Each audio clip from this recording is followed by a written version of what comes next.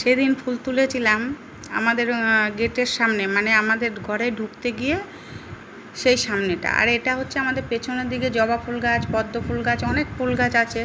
তা বর্ষা তো ভীষণ কাদা হয়ে গেছে, আর হচ্ছে তোমার ঘাস পাতা ভর্তি হয়ে গেছে। কিছুতেই আমার ভাইবো আমার মা ওদিকে যেতে দেবে না, আর আমি জোর করে গিয়েছি যে এইখানে এই গাছে এত জবা ফুল রয়েছে, কেন আমি যাব না তুলতে, আমি যাবো। আর আমার ভাইবো খুব চিৎকার করছে, দিদি তুমি পড়ে গেলে কি হবে, পড়ে গেলে কি হবে, তুমি চলে এসো চলে এসো।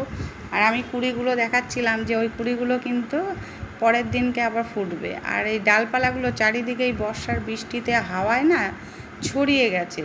এবার আমার বাবা তো অসুস্থ, তা বাবা যদি সুস্থ থাকতো বাবা ঠিক ডালপালাগুলো এক জায়গায় জড়ো করে ঠিক বেঁধে টেঁধে দিত। এবার আমার ভাই বোনের চিৎকারের জন্য আমি তো সেই নিচে নেমে গেছিলাম, সেই পাহাড় থেকে ধরো নিচে নেমে আসলাম। টাটা, বাই বাই, ভালো লাগলে ভালো।